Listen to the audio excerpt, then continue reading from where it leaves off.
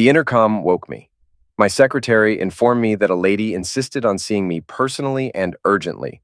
I rinsed my face to wake up and headed to my private office, looking out at the city below with disdain. I despised the place and even the people working on the 17 floors below me, despite them all being my employees.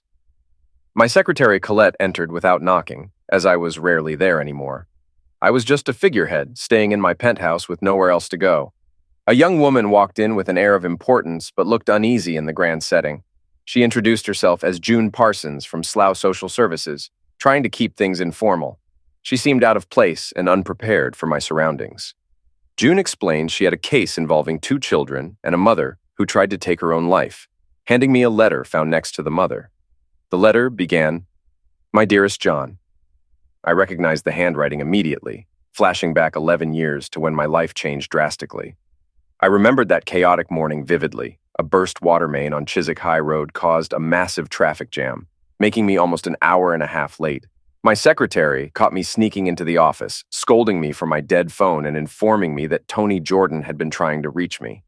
I didn't want to meet with him as he and his brother had no clue how to handle contracts or keep clients satisfied. Tony informed me there was a problem with the Johnson job, and I needed to fly out immediately to smooth things over with their board to prevent them from taking their business elsewhere. He was confident I could handle it as I had before. Internally, I resented Tony and his brother Robert for mismanaging the company, but I knew expressing this would risk my job. Tony demanded I catch a noon flight because Simon Johnson had retired, and his nephew Paul Johnson was now in charge. He dismissed my plans with my wife Sally for the theater, prioritizing the Johnson account over my personal life. I protested about needing to pack and my commitment to Sally, but Tony insisted, stating Sally would understand the importance of the Johnson account, which made up nearly half of our revenue. He suggested calling her to pack my things as there wasn't enough time for me to go home before the flight. I left his office reflecting on how I started working for Henry Jordan right out of college when the company was a small operation. Henry had navigated tough times during Maggie Thatcher's policies, saving the company while others went under. Henry Jordan capitalized on the surplus machinery during tough times, fixing and selling it at high prices to developing countries. A classic Tory, he likely kept profits offshore to avoid taxes. As bankruptcies declined, Henry shifted focus to becoming a middleman for companies selling machine tools in Europe, assembling and delivering machines within the EEC. The company thrived until Henry's 2 sons, Tony and Robert, joined. Despite their university education, their just-in-time approach caused delays, as they didn't account for unexpected issues in our line of work. Simple planning could have avoided these problems, but they insisted on tight schedules that often led to late deliveries and unhappy clients. Tony insisted I fly to New York to resolve the Johnson job issue, despite it being their responsibility. Knowing the board would blame me if things went wrong, I complied. I called Sally at the Slough factory to let her know. She also worked for Jordan & Sons, and I knew we'd both be in trouble if things went south. Sally and I met years ago when she joined the typing pool. We got married 4 months later and enjoyed 10 happy years together at home. Work was fine until Henry's sons took over, disrupting the company dynamics. Before their arrival, I was Henry's right-hand man, assisting him with everything. Their arrival changed things. Henry was a decent guy and didn't immediately put his sons above me, but they resented it. They were polite, but I knew they didn't like how much influence I had with their father. Henry Jordan took the company public, profiting greatly but neglecting to give me shares or a directorial role. When Henry had a heart attack, he asked me to oversee his sons, but I lacked influence without shares. Henry retired and died 3 months later, and his sons made unwelcome changes, including moving offices to Chiswick and placing Robert in charge of the factory with Sally as his secretary. I disliked Sally working for Robert, suspecting jealousy or mistrust of the brothers. Sally got along well with Robert, often defending him, which caused tension between us. As I traveled frequently for work, Robert spent more time with Sally, causing friction. Sally was upset, thinking I volunteered for the trip. She made scene, but I tried explaining the urgency, but she was frustrated with my frequent absences. Sally arrived late at the airport, causing tension. She remained distant, urging me to focus on my work. The check-in clerk then said, "You need to check your bag in now, Mr. Parsons, or it won't make it onto your flight." I quickly finished checking in the bag and looked back to find Sally, but she was gone. "How long before the flight is called?" I asked the clerk. "Probably about half an hour. I'd stay in the departure area."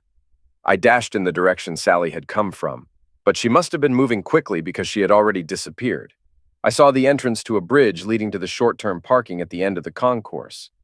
I was halfway across the bridge when I saw a bright yellow Lamborghini leaving the parking lot below. I could just barely make out Sally's coat through the passenger side window. I knew it was Robert Jordan driving, even though I couldn't see him. Robert never let anyone else drive his flashy car. I was furious. Robert Jordan couldn't make the trip to New York, but had time to chauffeur my wife around in his fancy car. I was seething as I went back into the terminal. I went to the bar, which was unusual for me, and ordered a drink. After sitting there and stewing for about 20 minutes, my flight was called, and I headed to the departure lounge. On the flight, I pored over the contracts, searching for the usual loopholes Henry had included to give us some leeway with delivery dates. But the latest contracts had been handled by the Jordan brothers, and most of those helpful loopholes were gone. When I landed at JFK, Paul Johnson himself was there to meet me, along with Petra, his PA, and a group of yes-men. I'd met Paul a few times before. He always seemed very young compared to me, even though I'm only about 5 years older. Usually, Simon Johnson did most of the talking, while Paul just nodded and laughed at his jokes. But Paul's overly enthusiastic welcome and his entourage of helpers carrying my bags to the waiting limo made me wary. "We've booked you into the company suite at the WA," Paul said. "Simon was hoping to meet you on this trip, but he's still on his world cruise. He asked me to let you know he'll visit you when his ship docks in Southampton." I thought it was really odd that Simon Johnson wanted to meet with me. Sure, I'd always gotten along with him. Henry Jordan and I had interacted with him many times over the years, but it was always a professional relationship. Now that he was retired, why would he want to see me? Henry Jordan always stayed at the Waldorf Astoria when he was in New York. Personally, I usually opted for less flashy places, but Paul told me the suite was the company suite, so I assumed it was just available. I couldn't picture the Jordan brothers paying for a suite just for me. After dropping me off at the Waldorf Astoria, Paul said he'd send Petra to pick me up for dinner around 7. Then he and his entourage left. The whole trip was getting more confusing by the minute. I should have been the one to invite Paul Johnson to dinner, not the other way around. It was about 4 in the afternoon local time. I wondered if Sally had gone to the play alone since she had the tickets. I called our home number, but there was no answer. Assuming it was around 9 p.m. in London, I texted her to ask if she was enjoying the play and who she went with. When Petra came to pick me up, I was still on the phone. I hadn't heard back from Sally, and there was still no answer at home. I left a message on the answering machine saying I was going out to dinner and would call her the next day. As I was about to leave, Petra took my briefcase from me and put it back where I had picked it up. "This evening is just for socializing, John. Paul wants you to meet his family. He mentioned it was a shame you didn't bring your wife along." "Petra, what's going on?" I asked her once we were in the car. I could tell Petra was thinking about how to answer my question, and it took her a moment before she spoke. "Paul thinks that since you two do so much business together, you should get to know each other better. He also wants you to meet everyone on the Johnson board." None of this made much sense to me, until I wondered if maybe Johnson and Partners were considering hiring me away from Jordan and Sons.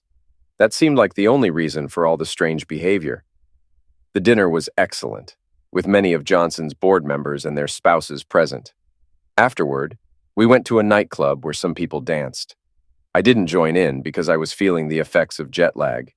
I had been awake for several hours longer than everyone else. As the evening went on, I became more convinced that my idea about being headhunted might be right.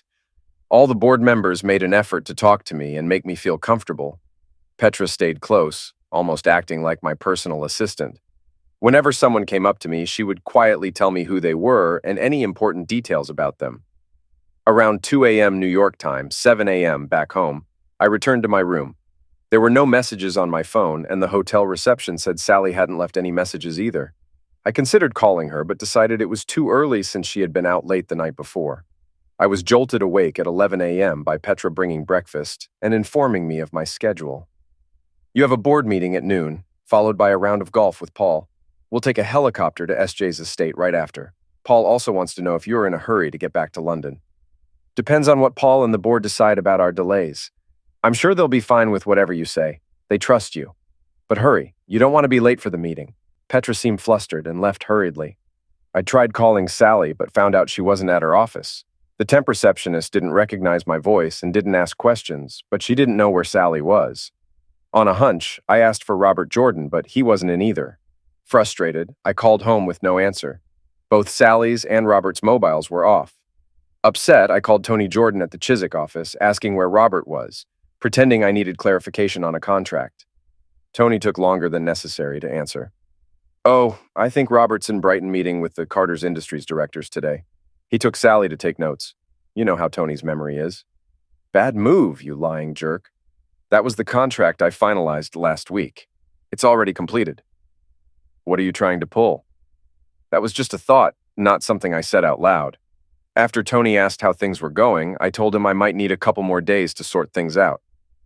As soon as I hung up, I called Monty Carter's secretary in Brighton. As I suspected, she confirmed there were no meetings scheduled with Robert that day, and she didn't recall them ever meeting. Petra came back and urged me to hurry up and get ready for the conference, so I quickly finished my breakfast and jumped in the shower.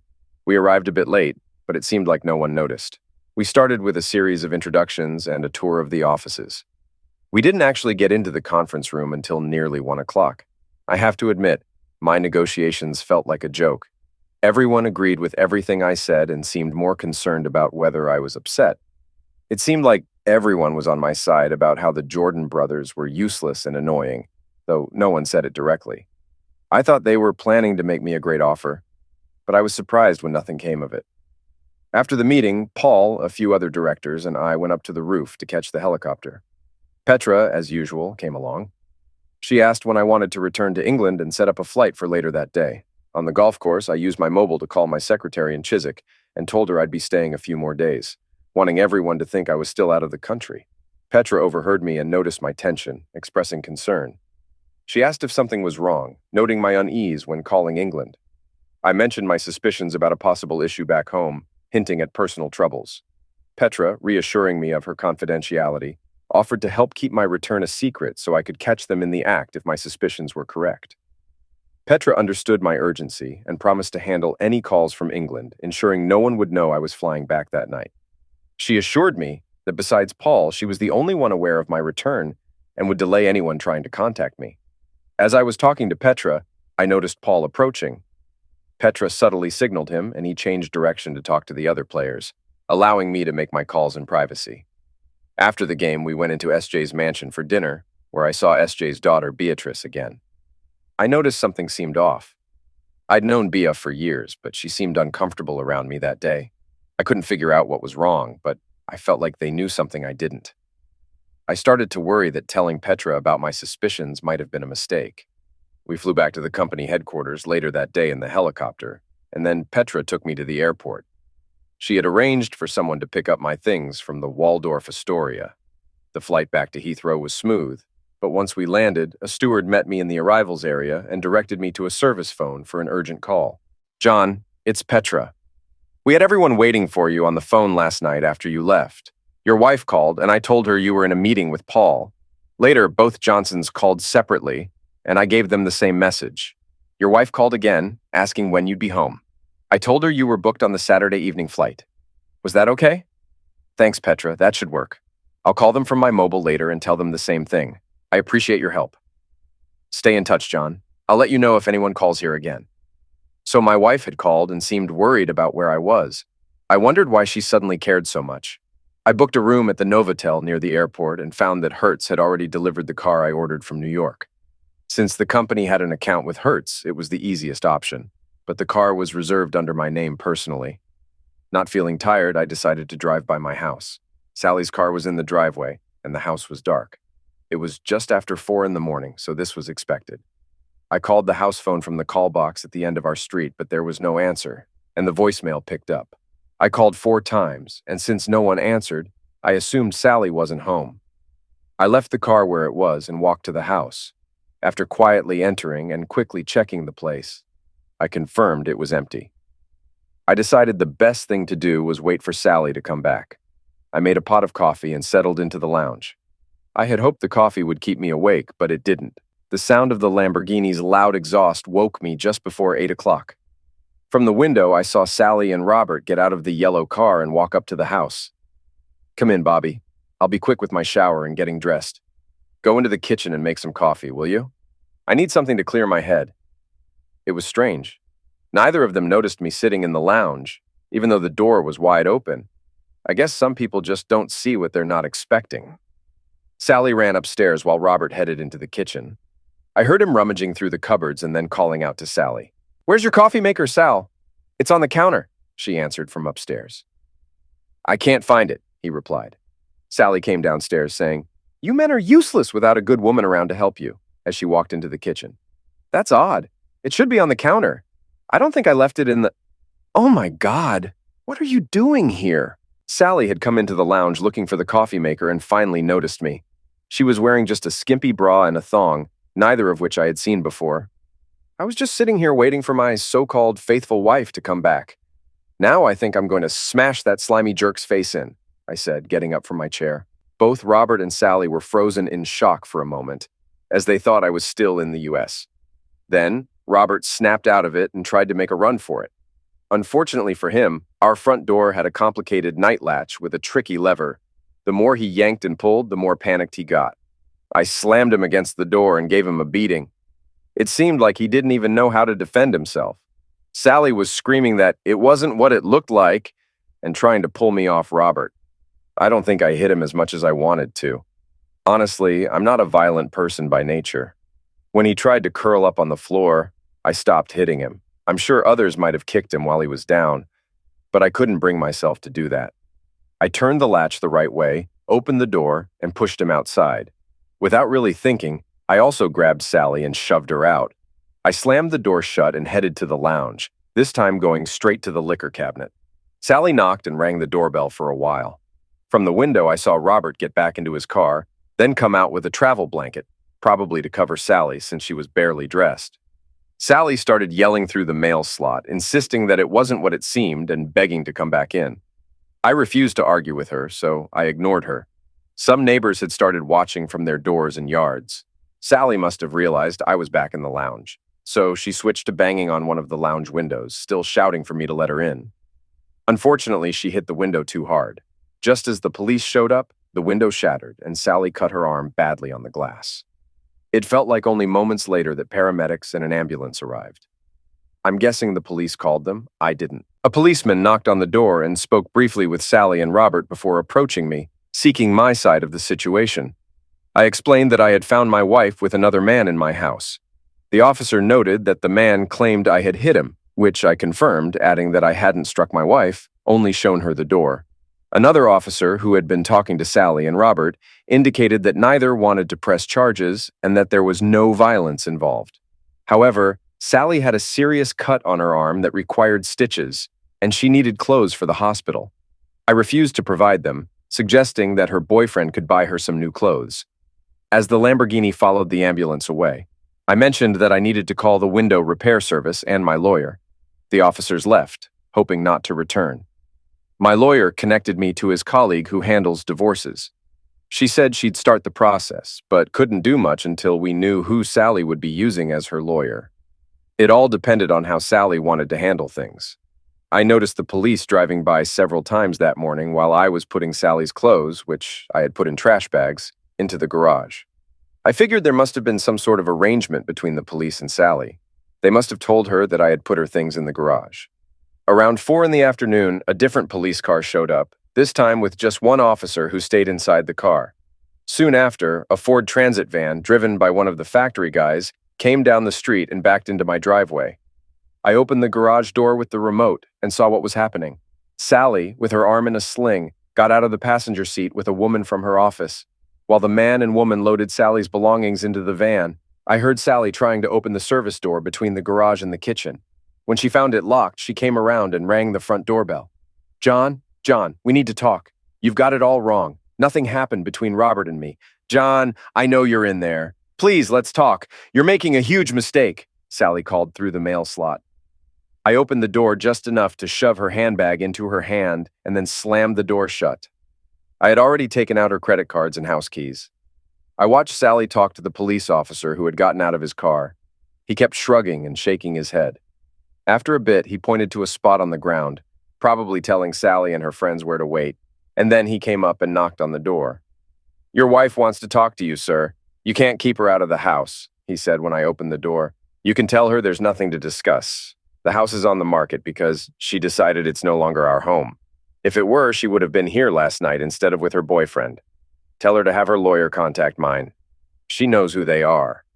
The officer went back to the driveway and had a brief but animated chat with Sally and her friends.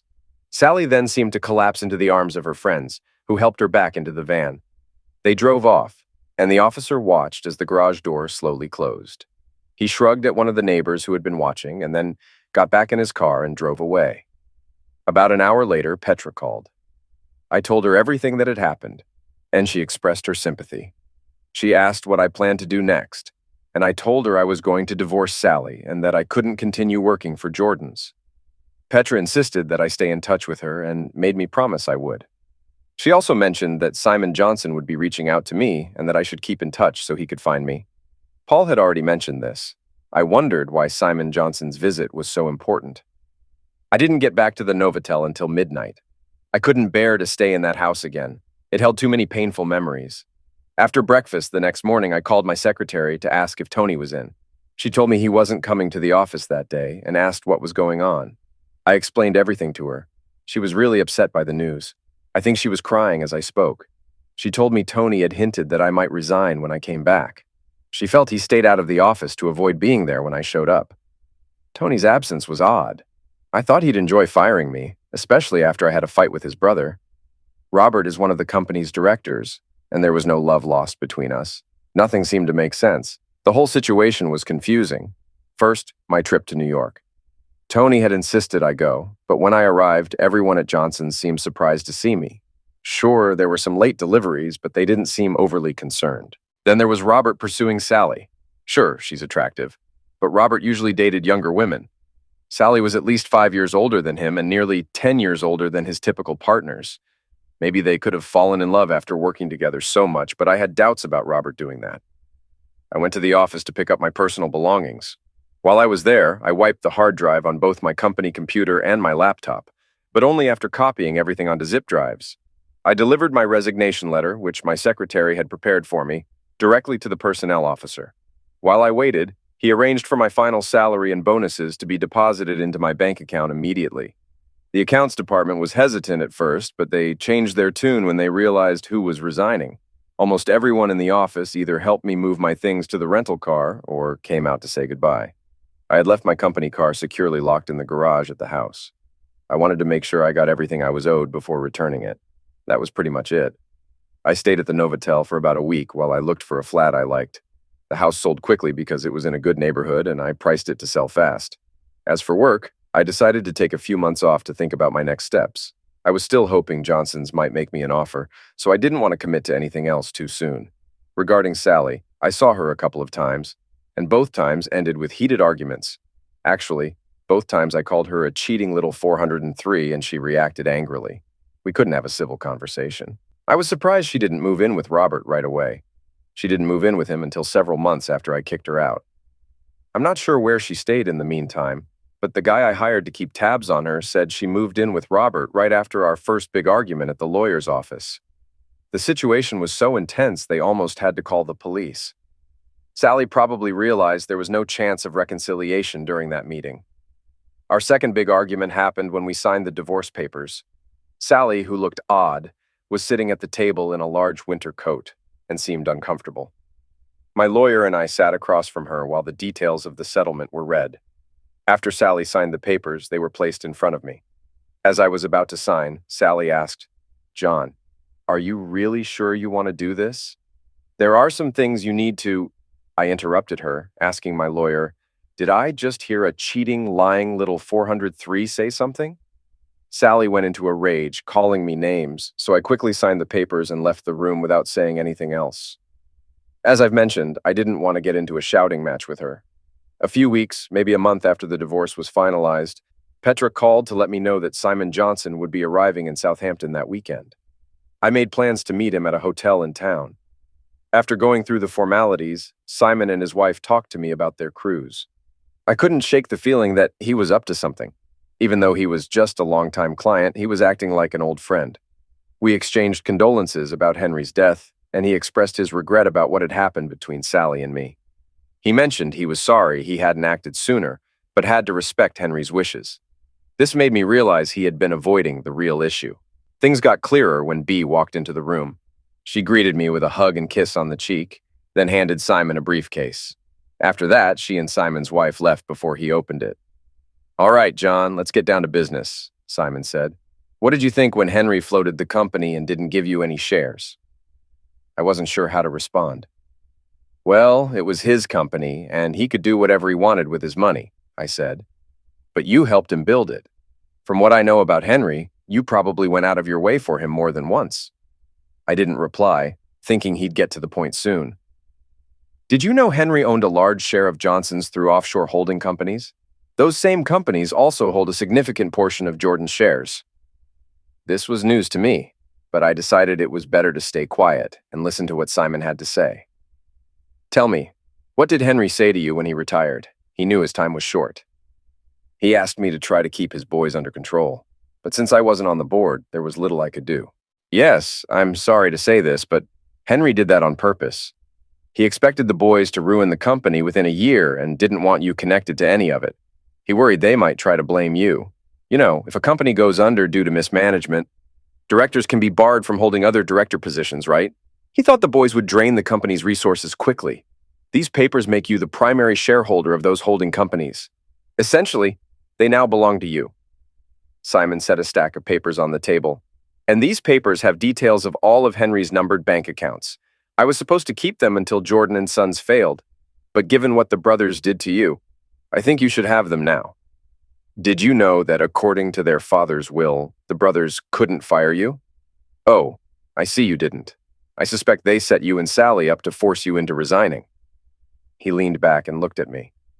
"You're a very wealthy man now, although your money is all in offshore accounts, so you'll need to figure out how to bring it back into the country legally. I can help with that. I have some creative accountants." My thoughts were spinning. He had just told me that Robert Jordan had seduced Sally and ruined my life just to get me out of the company. But why? You seem angry, and I understand why. Henry never really believed the boys were his. Martha had a habit of cheating on him while he was away. He had DNA tests done years ago, and, well, he thought at one point that he might be their father, even if they weren't biologically his. But he came to believe they knew he wasn't their real father, and that they talked badly about him behind his back. Henry always said you were more like a son to him, so he decided you would inherit all his money. He thought the boys would destroy the firm. I assume you want them bankrupt and broke, just like he did. But what about the employees at Jordan's? They'll lose their jobs." "No, not if a big American company takes over. Do you see Henry's plan now, John? Johnson's will cancel its contracts with Jordan's in the next week or so. Then, right after that, some offshore shareholders will sell a bunch of Jordan's shares on the London Stock Exchange. That will drive the share price down. The right bank officials will be tipped off, and they'll call in the company's loans. Then, a group will come in and buy what's left of the company from the banks. You can guess who will lead that group and be the main shareholder, but no one will know that part. You'll then renegotiate the contracts with Johnson's. Maybe, eventually, you'll invite me to join your board. A merger between Johnson's and Jordan's could put you on Johnson's board as well. How does that sound, John?" "I don't get it. Why didn't Henry just leave the company to me from the start?" "He knew you'd be dealing with legal challenges to the will for years. You were with Henry almost every day during his final years, and you know he was a bit eccentric. He thought the family would claim you had too much influence over him. They also suspected he had hidden money abroad. They've spent a lot of time and money looking for it. That's why Henry left everything in my care. Anyone checking where your money comes from will find it's from me. Plus, since I'm not with Johnson and Partners anymore, they can't accuse us of insider trading. And I've been on that damn ship for the last 6 months. So here's where things stand now. I'm the joint chairman of Simon Johnson Associates. I've left Paul in charge of the American branch while I oversee operations in Europe. The Jordan brothers went bankrupt and are banned from being company directors for 10 years. They've tried to get back into business a couple of times, but I had people watching them closely. Surprisingly, Robert married Sally. I think he believed Sally might get some of the money he suspected was coming to me. But since that money officially came to me after Sally and I divorced, he didn't have a chance. Once they were married, I went to court to stop her alimony payments. After that, they got nothing from me. Their marriage didn't last more than a year. I honestly felt sorry for the twins Sally had with him.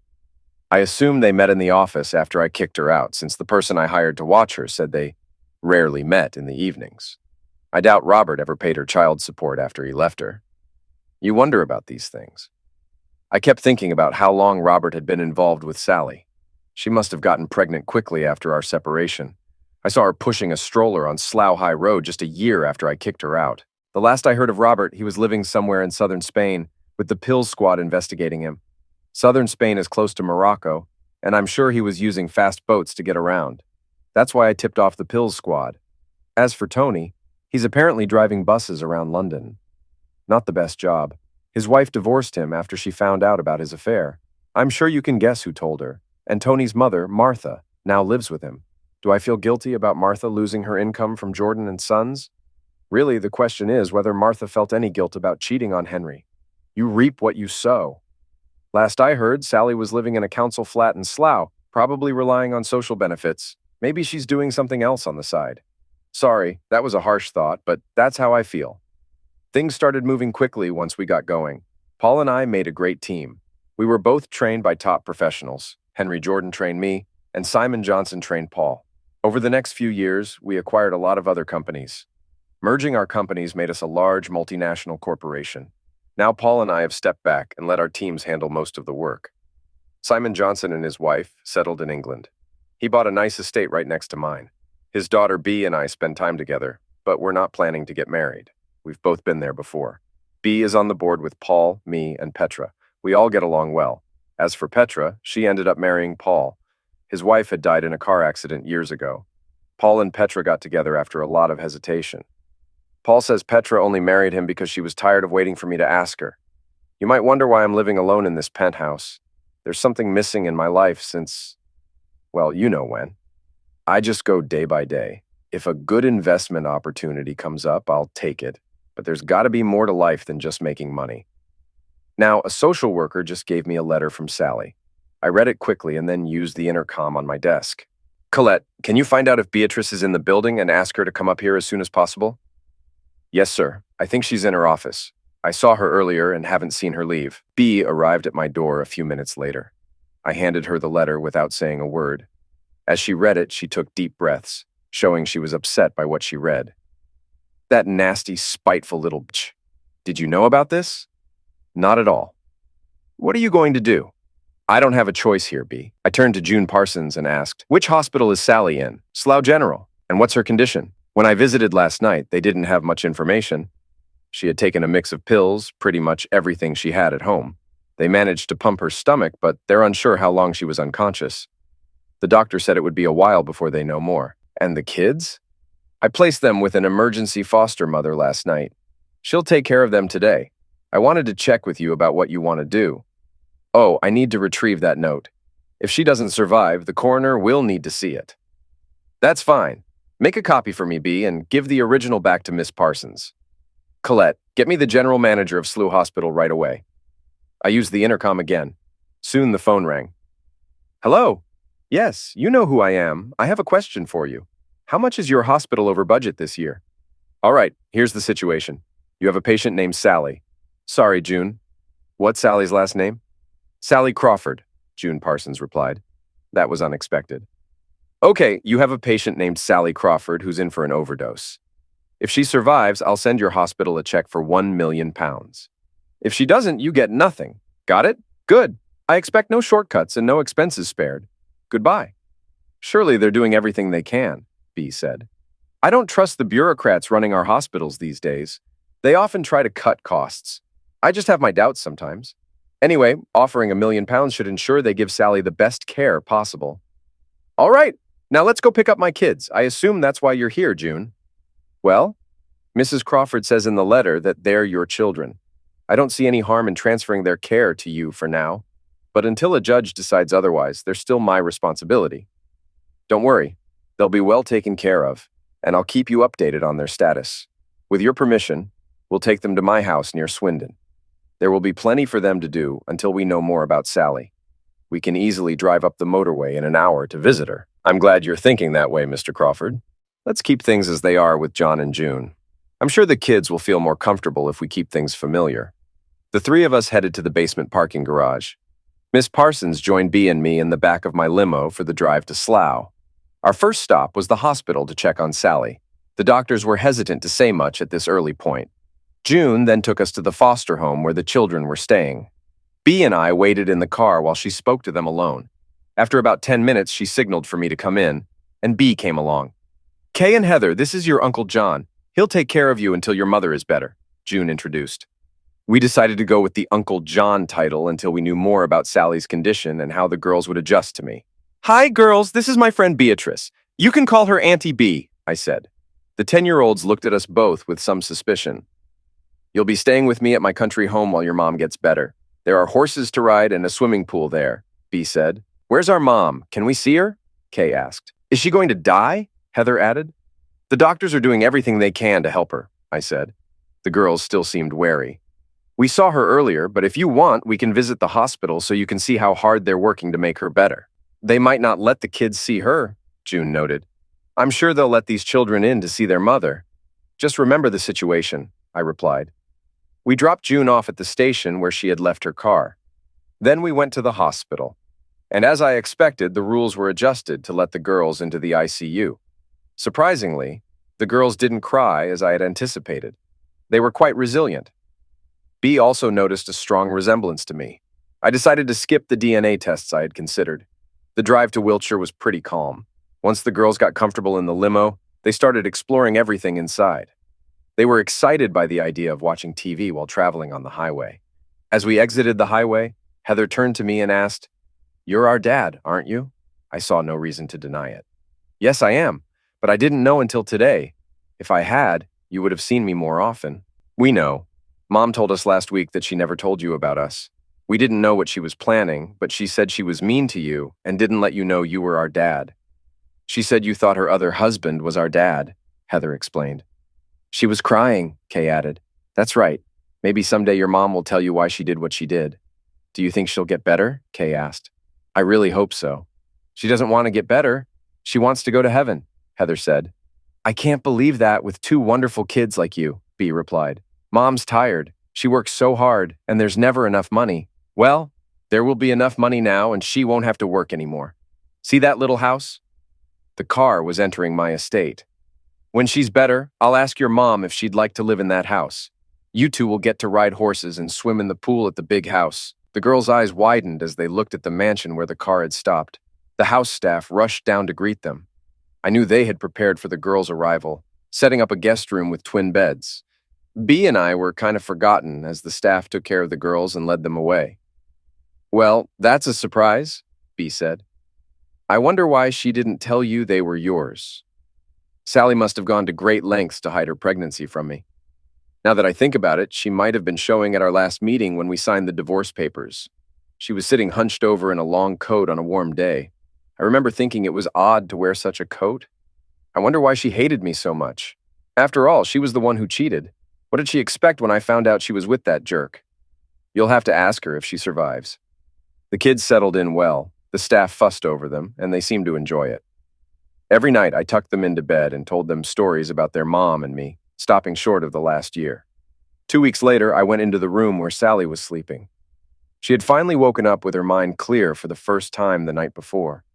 I placed the letter she had left in her hand and waited for her to wake up. I must have dozed off while waiting.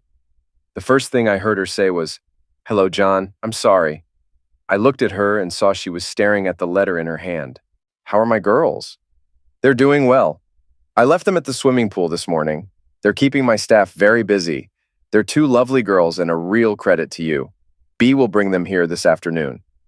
Thank you. I'm sorry I kept them from you. It was a foolish thing to do out of anger. Once I did it, I didn't know how to undo it. Well, I can't think of a worse way to handle it than what you chose. I was desperate. You know I owe thousands of pounds I can't repay. Robert left me with so many debts, making me sign for everything. I think he married me because being bankrupt, he couldn't get credit. You don't have any debts now, Sally. I've paid them all off. And those lenders you borrowed from are now out of business for good. Oh, you found out about them. That wasn't hard. They showed up at your apartment demanding money while one of my staff was collecting the rest of the girls' things. He told them to come back later, and they got quite a shock. They won't bother you again. Why are you being so kind to me? The last time we saw each other, That was a long time ago, Sally, and I was still hurt then. Now it's just a painful memory. Although, I was really hurt reading your letter. It'll take me a long time to forgive you for keeping my girls from me. I'm sorry, that's all I can say. Well, as far as the girls know, we're friends now. Tomorrow, if you agree, we'll move you to my house. I've arranged for a couple of nurses to care for you there. Once you're fully recovered, you and the girls can live in one of the estate houses. That way, I can see them often. You're not going to take the children away from me? I'm not going to take their mother away from them. No. They love you, maybe even more than I did. But I'll make sure you never keep them away from me again. I'm sorry, that's all I keep saying. But I truly am sorry for all the mistakes I've made. There's one question I need to ask you, Sally. Why did you get involved with that creep in the first place? Don't you think I've asked myself that question 1,000 times over the past 10 years? I'm not sure I have a clear answer. He worked on me very carefully over a long period. I know why he did it. He told me when he figured out the girls weren't his. It didn't take him long. They look so much like you. He said they couldn't fire you because of their father's will. They were convinced you had some of their father's money. They thought you might use some of it to start your own business if you lost your job. They had private detectives watching you all the time. They were really upset when you went to Southampton and met Simon Johnson. Then, a week later, the company's 4 biggest contracts, including Johnson's, were canceled. But you knew that was coming, didn't you? I think the bank seizing their assets really shocked them. They didn't expect that. Next, the police showed up at the house. Did you know Robert charged almost everything to the company? We had nothing. No house, no car, nothing. Robert and Tony were arrested for misusing company funds. But I have a feeling you were behind that. No, Sally, the law took its own course without my help. But Robert and Tony were getting outrageous salaries. What did they do with all their money? I'm not sure. They both liked to play the stock market. And Robert spent money like water in clubs. He also liked to gamble. I think they had spent it all by the time they decided to get you out of the company. They hoped you'd reveal where you thought Henry had hidden the money. You still haven't explained why you got involved with that jerk. Well, I was angry with you. Robert was very manipulative. He deceived me. Every time you were away, he'd make little comments. He let me overhear things that made me think you had girlfriends everywhere. It's hard to explain, but I'd hear him talking to Tony about expenses for nightclubs and other things. Oh, I'm sure those were legitimate expenses, but it was the little comments he'd make to Tony on the phone, which I wasn't supposed to hear, but did. He'd talk about how you had a new girl in New York or Rome and how much money you spent on her. They had me convinced that you were meeting up with your girlfriends every time you went on a trip. But if you thought I was cheating on you, why didn't you confront me? Because I couldn't bring myself to believe it. If I had confronted you and you admitted it was true, what would I have done then? I wasn't as strong as you. I don't think I could have walked away and divorced you. I would have ended up miserable. But over time, I started to doubt my belief. Then that play came up. You knew I wanted you to take me to it. Well, Robert was there when you called to say you were going to New York. He heard our conversation, and since I was crying, he comforted me. Then he drove me home so I could get your bag and then to the airport. We didn't go back to work. Robert said I was too upset. We went to the river at Sunnydale and talked all afternoon. After that, he took me to dinner and to the play that night. I think I must have had too much to drink. I know it's no excuse, but that night I ended up sleeping with him. I'm sure I wouldn't have done it if I hadn't drunk so much. But it's easy to say that now. I was feeling very down, and Robert made me feel better that day. After all, my so-called loving husband had just flown off to meet his girlfriend. Or so I thought. I still believed that until Robert left me. He told me everything about how they had set it up. If you hadn't come home that day, they had photos of Robert and me together. They were going to send them to you anonymously. I knew it was wrong to sleep with Robert, and if it helps at all, he wasn't very good in bed. Too selfish. I don't want to hear that, Sally. I'm sorry, but he was bad at almost everything except hitting me. He got quite good at that toward the end. When you came back and found Robert and me together, I was angry. I'm not sure why, but I felt like you set me up. That girl told me you wouldn't be home until Sunday. That little tart, Petra. Yes, Petra. I was sure she was your girl over there. Well, she wasn't. Don't you think I realize that now? But I thought you set me up so you could catch me and divorce me. That made me really angry. Oh, I suppose I was really angry with myself? I was planning to tell you about the twins the day we signed the divorce papers. My idea was to sign the papers first and then, before you signed, let you know about the babies. This way, it wouldn't look like I was using them to get you to change your mind and take me back. You would have had the choice to sign or not. But you were still angry with me. I should have realized then that you weren't cheating on me. If you had been, you wouldn't have been so upset about my actions. Instead, you called me a terrible name and I lost my temper. I'm sorry. Stop apologizing. What's done is done and nothing can change it. Will you ever forgive me? Forgive you? That's a tough question. I might eventually forgive you, but I'll never forget.